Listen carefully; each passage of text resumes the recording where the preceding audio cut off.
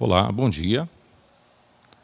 Eu gostaria de cumprimentar você que está em casa agora assistindo a nossa EBD desse domingo e gostaria de desejar que você possa estar sendo alcançado e abençoado não com a minha palavra, mas com a palavra do Senhor, que nós mais uma vez estaremos estudando nessa manhã.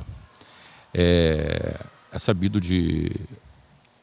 da igreja que nós estamos estudando a revista Compromisso e estamos nos baseando nesse semestre no Evangelho de Lucas.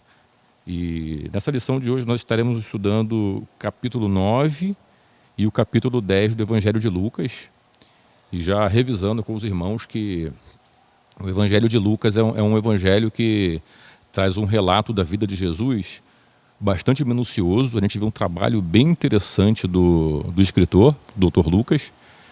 Ele busca em fontes assim primárias, ele traz informações bastante relevantes, assim, detalhes que somam bastante na nossa aprendizagem como cristão. Eu queria que, antes de começar, porém, eu queria orar com você. Queria que você, onde você estivesse nesse momento, se você puder fechar os seus olhos ou não, que você possa estar levando o seu pensamento a Deus em oração comigo nesse momento. Vamos orar? Oremos. Senhor, muito obrigado, Senhor, porque podemos estar mais uma vez, Senhor, diante da Tua palavra, para estudar aquilo, Senhor, que o Senhor inspirou os Teus servos para que escrevessem para nós nos dias de hoje, ó Pai. Peço que o Senhor possa estar falando aos nossos corações nessa manhã, ao meu coração, ao coração de cada internauta, Senhor. Onde essa palavra for semeada, Senhor, que o Teu Espírito possa estar atuando e agindo, Senhor, e movendo corações. Peço que o Senhor continue abençoando a nossa igreja, abençoando a vida dos nossos professores, Senhor, e que esse estudo possa ser um estudo abençoado.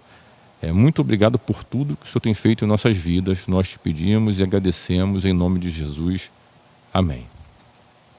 Então, o título da lição de hoje, o autor escolheu como Luz, Câmera, Ação. Ele está dizendo diretamente da missão dos 70 e dos 12 que Jesus enviou. Então, a ação é quando que Jesus, o momento em que Jesus diz para os seus discípulos, vão e façam. É a missão que Jesus dá aos seus discípulos. Então, no primeiro momento, eu queria convidar você a abrir a sua Bíblia no Evangelho de Lucas, no capítulo 9.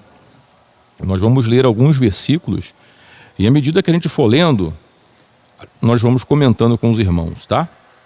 Não se esqueça também de você que não é inscrito no nosso canal, se inscreva no canal da Cibe Fragoso, dá aquele joinha também, tá?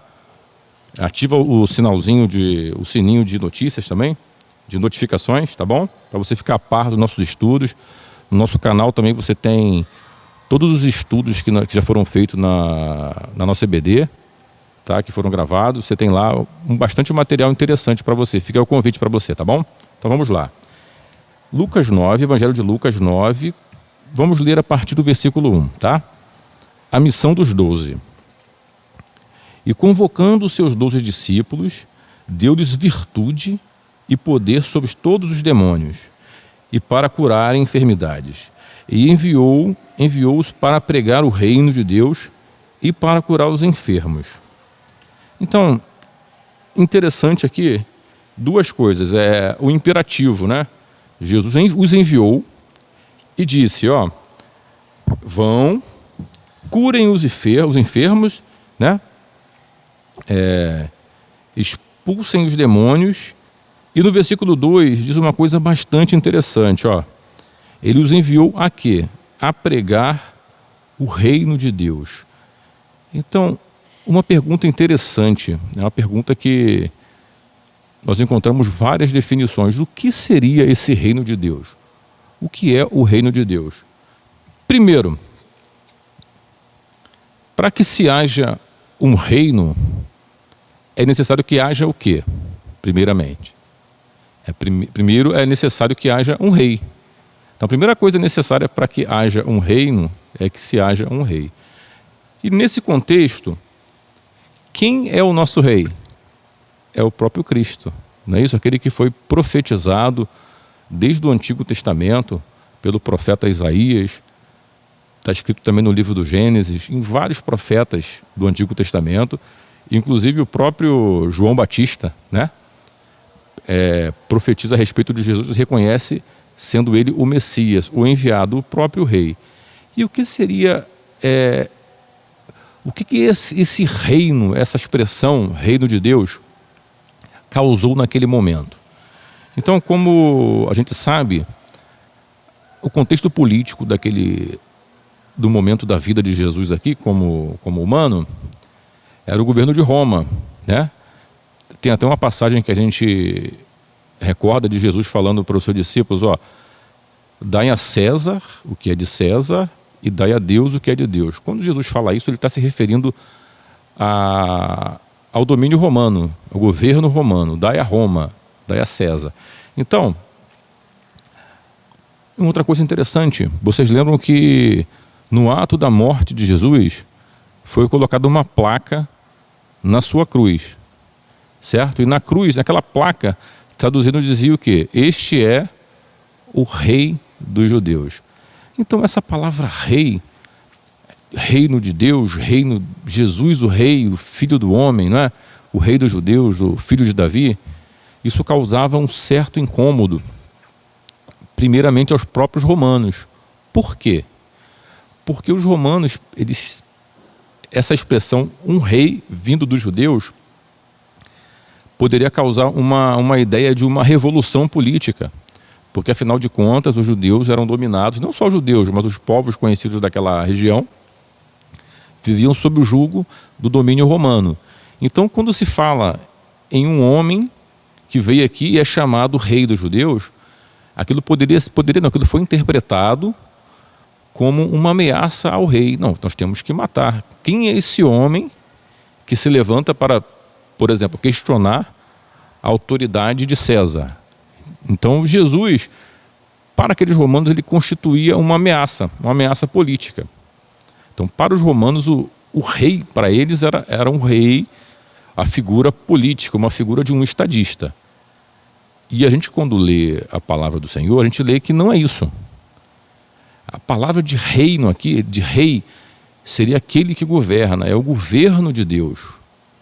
Ou seja, é o reino onde as pessoas fazem aquilo que o próprio Deus ordenou que elas fizessem. Esse é o reino de Deus, tá?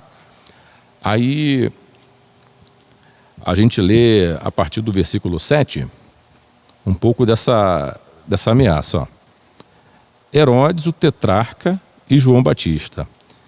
E o tetrarca Herodes ouvia tudo o que se passava e estava em dúvida, porque alguns diziam que João ressuscitara dos mortos, e outros que Elias tinha aparecido, e outros que um profeta do Antigo Testamento um dos profetas antigos, melhor dizendo, havia ressuscitado.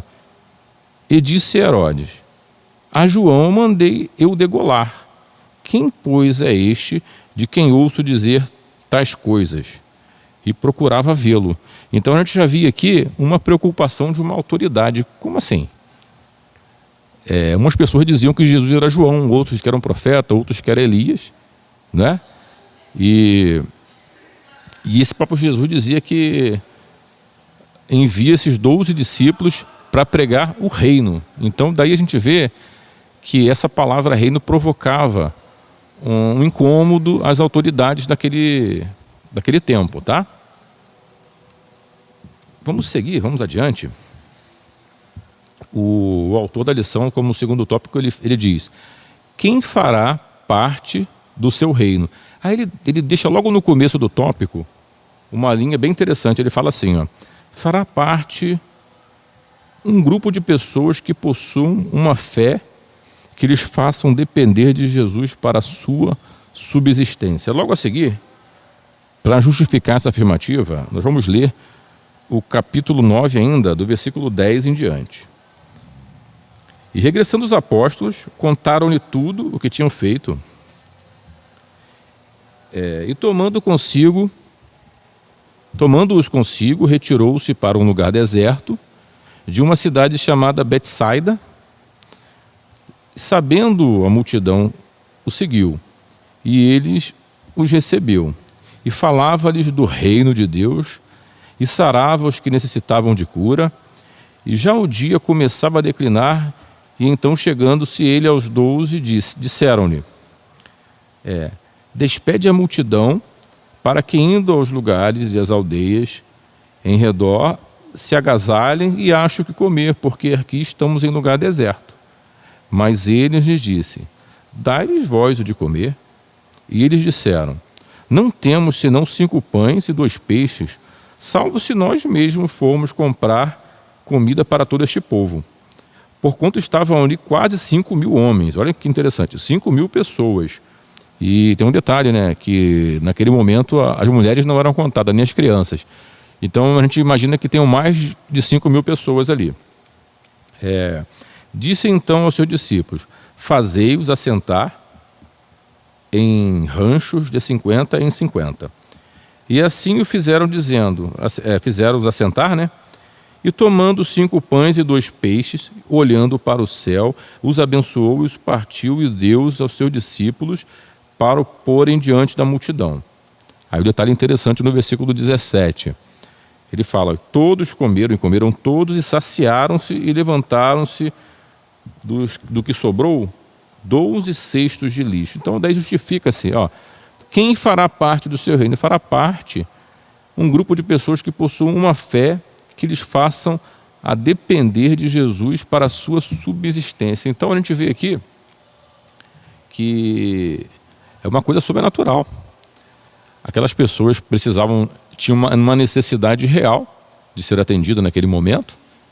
Eles estavam com fome, os discípulos relatam: é um lugar deserto, já é tarde da noite, são 5.000 pessoas, né? Eram os 12 de Jesus, 12 discípulos, Jesus, mais 5.000 pessoas. E diante dos olhos daquelas pessoas, né, Jesus pega aquele cesto de pão, ergue para o céu, e aquelas pessoas acreditam naquilo. E é interessante que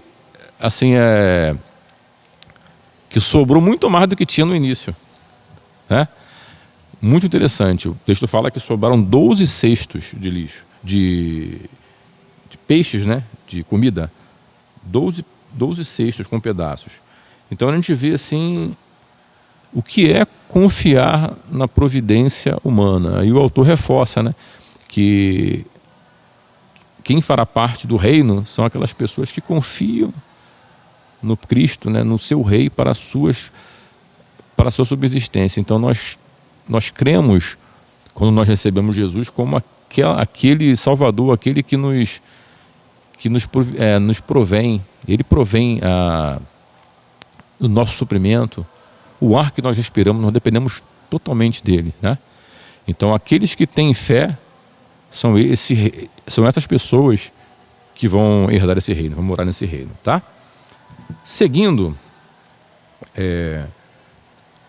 no próximo tópico ele fala: segue o Senhor Jesus em missão quem renuncia a si mesmo. Esse texto ele é muito conhecido e é muito forte. Quando nós vamos para o capítulo 9 ainda, no versículo 23 em diante, Jesus fala a respeito da cruz. Uma condição que muitas pessoas que se dizem cristãos hoje não mencionam mais. Parece que não fazem mais menção disso, não falam sobre a cruz. Um evangelho que é vendido, um evangelho que não tem arrependimento, um evangelho cujo reino é aqui, né? Um evangelho o reino são as bênçãos materiais desse mundo. É uma vida de bonança, e não é isso que o Jesus ensina. Então ele resume o que significa segui-lo. Vamos ler então? Quando nós pegamos no capítulo 9, no versículo 23, nós lemos o seguinte: cada um deve levar a sua cruz. E dizia a todos: se alguém quer seguir após mim, negue-se a si mesmo, e tome cada dia a sua cruz e siga-me. Porque qualquer um que quiser salvar a sua vida, perdê-la-á. mas qualquer que por amor de mim perder a sua vida, a salvará. Então veja que texto forte. O texto fala o seguinte: se você quer ser um seguidor de Jesus, o que é seguir após mim?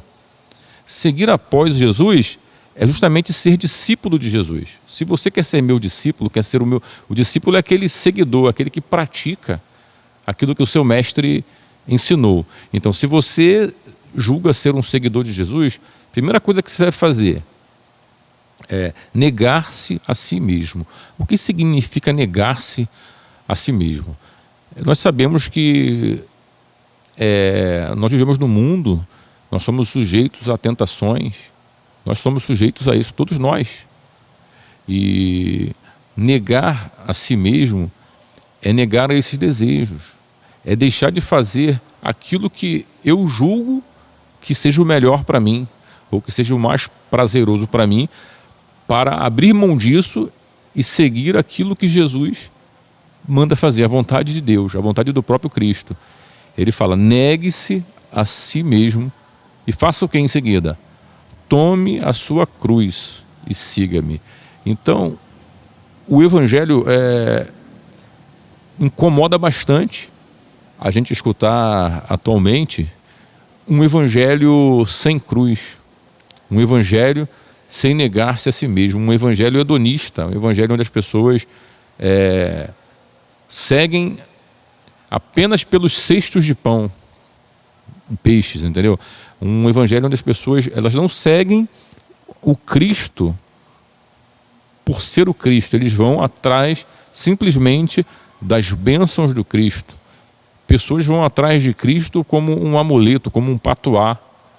Não, Cristo aqui porque vai me proteger. Não, o Evangelho é mais do que isso. O Evangelho é você negar as suas vontades e fazer a vontade de Cristo, a vontade de Deus. Mais uma vez, se alguém quiser vir após mim, ou seja, se alguém quiser vir depois de mim, se alguém quiser me seguir, tome a sua cruz. Você já observou uma coisa interessante? Esse é o começo, o começo do ministério de Jesus. E ele já fala em cruz. Aqui ainda estava longe ainda da crucificação. Mas ele já estava dizendo para todo mundo: então, cada um deve tomar a sua cruz. Entendeu? Não está se falando ainda de crucificação nesse período aqui. Mas ele já está dizendo: cada um tem que tomar a sua cruz. Então ele sabia do que estava por vir para ele. Tá? Isso é muito, muito triste a gente ver um evangelho deturpado nos nossos dias de hoje. Onde pessoas não têm lugar para a cruz, tem lugar apenas para prosperidade, tem lugar apenas para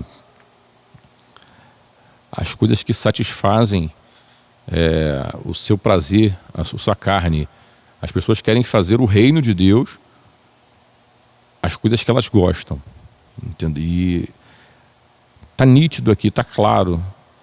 Existem coisas, meus irmãos, que existem algumas interpretações, mas esse texto não tem interpretação. Esse texto é muito claro, é muito nítido, está muito explícito o que Jesus está dizendo aqui, acima de qualquer interpretação, tá? Seguindo, o próximo tópico da lição fala sobre não há espaço para meritocracias no reino de Deus. Então nós vimos no começo da lição que Jesus enviou os 12, para anunciar o reino de Deus, curar enfermos e pregar o evangelho. Aí depois, passou-se um tempo, ele envia mais os 70. Então esse novo envio a gente vai encontrar no capítulo 10. Então eu convido os irmãos a abrirem no capítulo 10. E vamos dar uma passeada aqui, Evangelho de Lucas, capítulo 10. Você que chegou agora aí, nós estamos estudando o Evangelho de Lucas. Estamos partindo agora para o capítulo 10, do versículo 1 em diante. Vamos lá. A missão dos 70 discípulos. E depois disto designou o Senhor ainda outros 70 e os mandou adiante da sua face, de 2 em 2, a todas as cidades e lugares aonde ele havia de ir. Então ele mandou esses discípulos para irem lá e fazerem a obra, expulsarem demônio, pregarem o reino de Deus, né? Curarem enfermos. E depois de um tempo, conforme você vai lendo os capítulos, os versículos seguintes, o 3, 4, a gente vai ver aqui as observações que Jesus fala para eles. Ó. Por exemplo, no versículo 3 ele diz: Ide, eis que vos mando como a cordeiros no meio de lobos. 4. Não leveis bolsa, nem alforge, nem alparcas, e a ninguém saudeis pelo caminho. Então ele vai dando uma série de orientações, como eles deveriam proceder de acordo com as situações que eles poderiam enfrentar, né? E é muito interessante, no versículo 17, 17 a 20, mostra o retorno desses 70. Então eles saíram, cumpriram aquela mensagem, aquela missão que Jesus nos deu, né? Nos entregou, vão, curem os enfermos, expulsem os demônios, né? Preguem o reino, né? E voltem. E eles voltaram, chegou esse momento.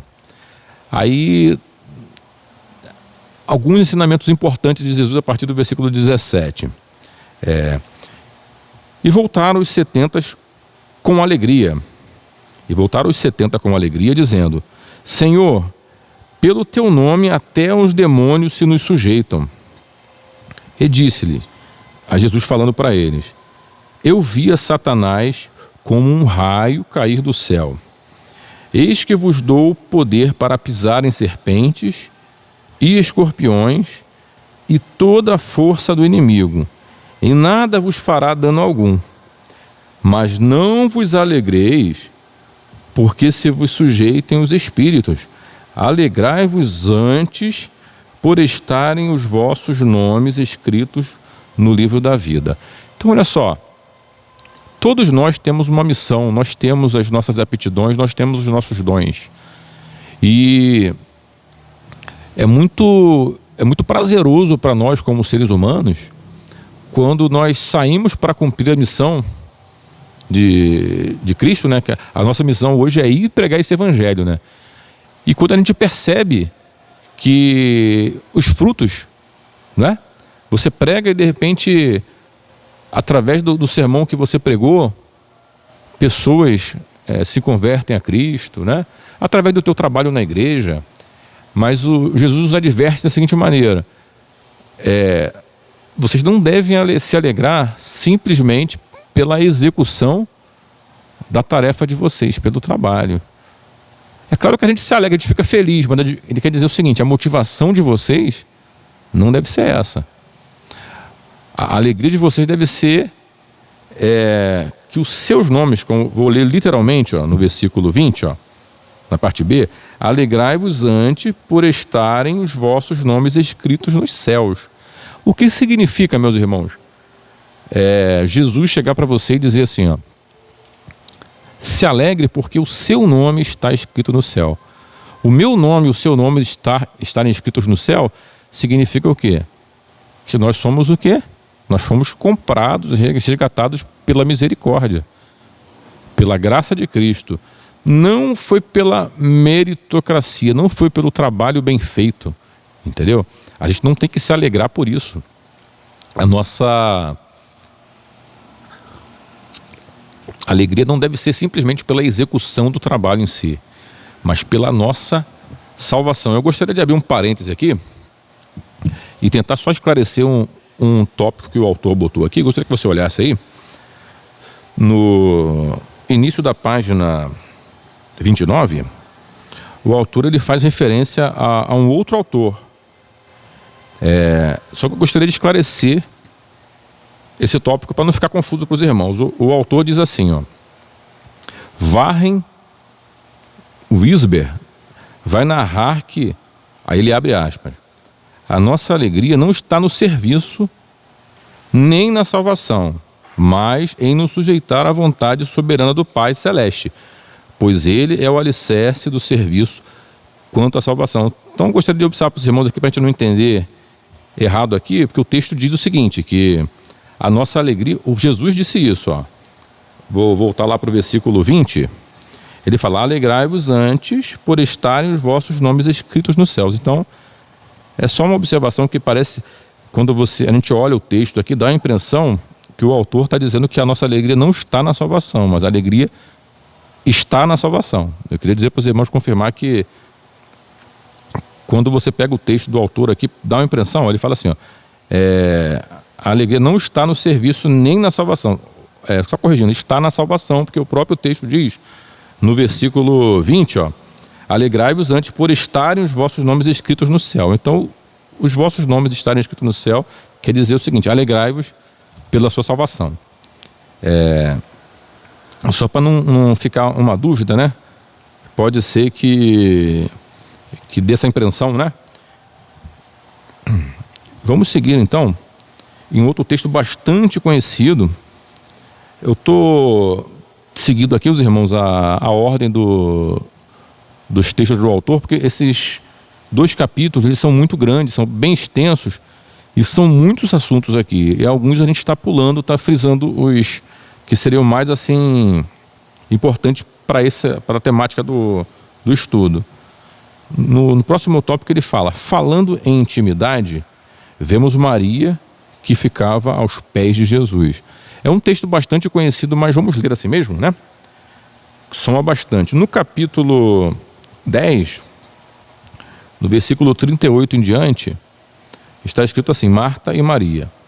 E aconteceu que indo eles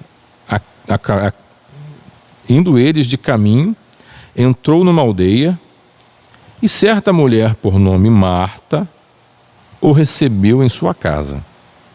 E tinha esta uma irmã chamada Maria, a qual, assentando-se também aos pés de Jesus, ouvia a sua palavra. Então, interessante aqui, ó. Marta, né? Jesus entrou na casa de uma mulher por nome Marta, e no versículo 39, o texto fala que Marta tinha uma irmã chamada Maria. E é interessante a gente observar o que Maria estava fazendo. Qual era a postura de Maria? Versículo 39, ó. E tinha esta, no caso Marta, uma irmã chamada Maria, a qual, assentando-se também aos pés de Jesus, ouvia a sua palavra. Marta, porém, andava distraída em muitos serviços e, aproximando-se, disse, Marta aproximando, né? Ela tinha muito serviço. A gente até imagina que Marta, ela sabia da importância de Jesus, ela queria agradar. Então ela começou, a gente imagina isso, né? Arrumando a casa, tal, cuidando dos afazeres para servir o mestre, né? Aí ela chega para a irmã que está sentada perto de Jesus e fala assim, ó: Marta, porém, andava distraída em muitos serviços e, aproximando-se, disse: Senhor, não se te dá de que minha irmã me deixe servir só? Dize-lhe, pois, que me ajuda. Ele falou mais ou menos assim, ó: Senhor, mestre, eu estou aqui trabalhando sozinha, poxa, pede para minha irmã me dar uma ajuda aqui, porque, né, a gente para te servir o Senhor melhor. Aí Jesus responde, ó, no versículo 41. E respondendo, Jesus disse-lhe: Marta, Marta, estás ansiosa e afadigada com muitas coisas, mas uma só é necessária. E Maria escolheu a boa parte, a qual não lhe será tirada. Gente, olha que interessante.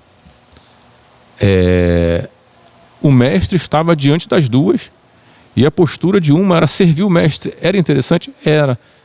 Mas a postura da outra, o que ela queria? Ela estava, assim, admirando, aprendendo com o próprio Messias.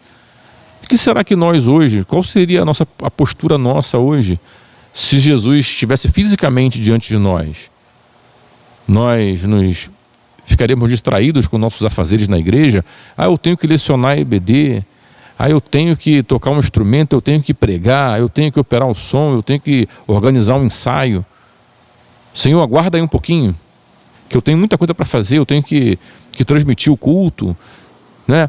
Não, qual seria a melhor parte para a gente. Mestre, eu esqueci de tudo. Eu quero estar perto do Senhor. Eu quero estar ouvindo. Que oportunidade, né? Que as duas tinham e uma escolheu a melhor parte. Então que o ativismo, que as atividades, né? Não só as atividades do dia a dia, mas as nossas atividades na igreja, elas não sejam um empecilho para a nossa vida diária, para a nossa vida de comunhão. Às vezes a gente está tão preocupado em servir no sentido de trabalhar no reino, que a gente não tem mais a comunhão. Então isso é muito importante, é muito perigoso, porque quando isso acontece, você vira uma expressão triste, né? Você vira um operário da fé, uma pessoa que está simplesmente produzindo e você não está cultuando. É claro que você, como você está fazendo um serviço, o seu ministério, você está focado naquilo, mas isso não pode ser o motivo para você abrir mão da presença de Cristo. Você está tão preocupado em trabalhar que aquela atividade ela parece que é mais importante para você trabalhar do que servir a Deus. Entendeu? Eu sou mais um músico, é mais importante para mim a música do que o Senhor da música. Então isso é uma coisa muito interessante para a gente refletir. Eu também separei aqui um trecho da revista que eu achei bastante interessante, na página 29, a respeito de serviço. Está aqui no segundo capítulo, da página 19, da segunda coluna, diz assim, segue um comentário de John Blanchard, deve ser isso, né? Certamente, nós só temos que ser realistas e honestos conosco mesmo, em saber com que regularidade precisamos nos voltar para a Bíblia. Aí ele pergunta assim, com que frequência nós enfrentamos problemas? Tentações e pressão. Que frequência? Com que frequência? Todos os dias. Assim, quantas vezes precisamos de instrução, orientação e de mais encorajamento? Quantas vezes a gente precisa disso? A gente precisa disso todos os dias.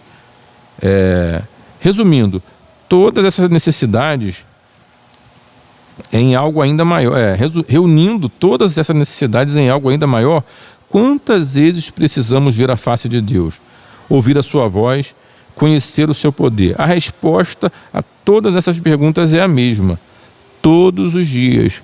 Então, que a nossa motivação seja estar perto de Deus, seja estar ouvindo Deus. E como é que a gente ouve Deus? A gente ouve Deus através da palavra de Deus. Está falando com a gente aqui agora, está ensinando para a gente. Então, com que frequência que eu devo escutar a palavra de Deus? Todos os dias. Você não tem problema todos os dias? Você não tem pressões todos os dias? Você não tem que tomar decisões todos os dias? Você não fica em dúvida todos os dias? Então, todos os dias também nós temos que nos aproximar de Deus, ouvir a sua palavra, nós temos que ter a comunhão com Ele. E como é que nós temos a comunhão com Deus? Como é que nós falamos com Deus? Através da oração.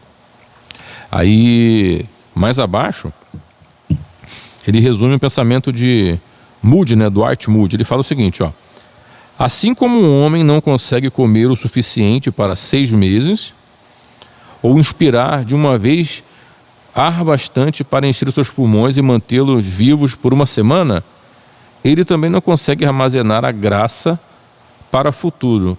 Então, ou seja, devemos fazer o uso do suprimento ilimitado de graça, um dia após o outro, conforme necessitando dela. O que ele disse aqui com isso? Você não chega e fala assim, vou respirar hoje bastante porque eu quero ficar uma semana sem respirar. Assim, então eu vou ler um capítulo da Bíblia hoje porque eu vou ficar uma semana sem ler, eu não vou precisar. Você não tem fome todos os dias? Você não tem sede todos os dias? Então, a comunhão de um cristão, no Filho de Deus com Cristo, ela tem que ser todos os dias. Digo mais, o próprio Jesus fala em todo o tempo, né? Nós temos que estar ligado com Deus em todos os tempos, todo o tempo todo, em todo o tempo, tá? E estamos caminhando já para o final. Nós temos algumas observações interessantes aqui, ó. Para guardar no coração. O primeiro tópico é: receber Jesus sempre implicará em receber de Jesus. Se isso não ocorrer, a relação com ele pode até ser formal e mecânica, mas jamais vital e orgânica. Ou seja, ó, não basta você dizer que você recebeu Jesus, mas você não seguir aquilo que ele determinou que você seguisse. Você não receber as orientações de Jesus. Eu sou cristão, eu amo a Deus, eu amo a Jesus, eu recebi o Espírito Santo, mas eu não quero fazer o que ele está mandando fazer. Então você tem que receber de Jesus, é receber de Jesus, é receber as orientações de Jesus, é receber a presença de Jesus. É muito mais do que simplesmente você abrir a boca e dizer assim: eu recebo Jesus. Receber Jesus não é uma frase pronta, nem uma frase mágica que vai abrir os portais do universo para você. Você diz assim: eu recebo Jesus. Receber Jesus é demonstrar que Jesus está presente na sua vida. E como é que você representa isso? Pelos frutos, né? Pelo fruto do Espírito na sua vida, pela sua obra. Não que essa obra é meritória, não é isso, mas a consequência de você ser um salvo, de você ter a presença de Jesus, são os frutos que você semeia, né? É o seu comportamento. A consequência não é a causa. Nós não somos salvos por causa da nossa obra, entendeu? A nossa obra, ela é uma consequência da nossa salvação, tá bom? Não causa, consequência. E no próximo tópico ele diz: o mérito é um insulto à graça. Maria tem muito a nos ensinar. Não desprezemos a operosidade de Maria, mas celebremos a intimidade pregada por Maria. Vamos pensar, ele diz, né? A religião frequentemente faz com que as bênçãos pareçam ser consequência da obediência, mas o Evangelho afirma que a obediência é um efeito da graça. Então, um dos tópicos da Reforma Protestante é exatamente esse: sola gratia, sola graça, somente pela graça. Não tem mérito, tá? Um mérito é um insulto à graça. Toda vez que você ou eu, que nós acharmos que alguma coisa aconteceu por nossa causa, miseráveis homens que somos, né? Tudo acontece pela graça. O que é essa graça? A gente costuma ouvir que graça é o favor imerecido. O que é um favor imerecido? Eu vou fazer uma comparação para você, bem corriqueira, para tentar tornar esse conceito mais palpável.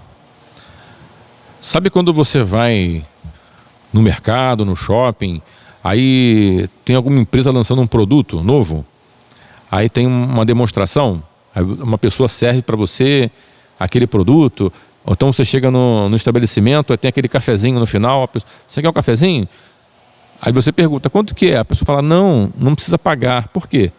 É de graça. O que significa que é de graça? Você está recebendo uma coisa e não está precisando pagar por ela. Você não precisa fazer nada, você não tem mérito naquilo, tá? É isso que é a salvação, é pela graça. Então por isso que se fala que a meritocracia, ela é um insulto à graça. Quando você imagina que você tem essa salvação por mérito seu, por aquilo que você fez, você está assim, indo por um caminho perigoso, porque você já abandonou a fé. Porque a palavra diz, não é pelo mérito. Pela graça sois salvos, o apóstolo Paulo diz isso. Isso não vem de nós, de vós, né? É dom de Deus. Então, é através da graça, não é nosso, tá? E a gente vê que a gente observa isso em Maria, né? Ela fica aos pés de Jesus ouvindo, sendo abençoada, bebendo da graça. Ela não fez nada. Ela sabia que ela poderia arrumar a casa toda, fazer tudo, mas não era isso que ia dar assim a paz para a vida dela. É a graça. Graça é isso, é você receber alguma coisa sem ter que pagar. Eu digo mais, não é ter que pagar. A gente nem conseguiria pagar pela graça, pela salvação de nossas vidas, tá? E finalizando mesmo agora a lição, para o fim de conversa, o último tópico, ele diz: cabe-nos pensar que na missão de Jesus, o que conta não é o ativismo que nos faz cegos trabalhadores nas engrenagens das atividades da igreja local, ou em projetos pessoais que nos projetam como celebridades.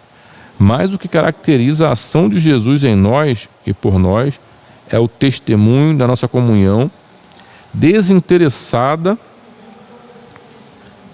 com Jesus, que desemboca em uma humildade própria de quem se sacia no provedor Jesus e não em suas provisões. É aquilo que nós já dissemos no começo, que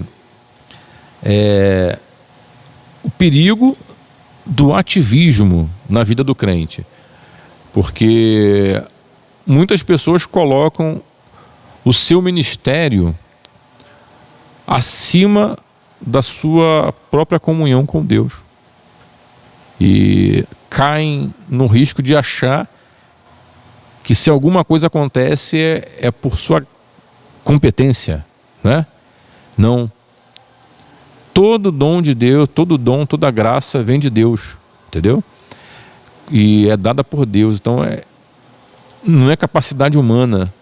O nosso ministério, por mais que a gente se empenhe, não é nada se comparado com a graça. Nós existimos, nós só respiramos, só existimos por causa da graça e da misericórdia de Cristo. Somente isso.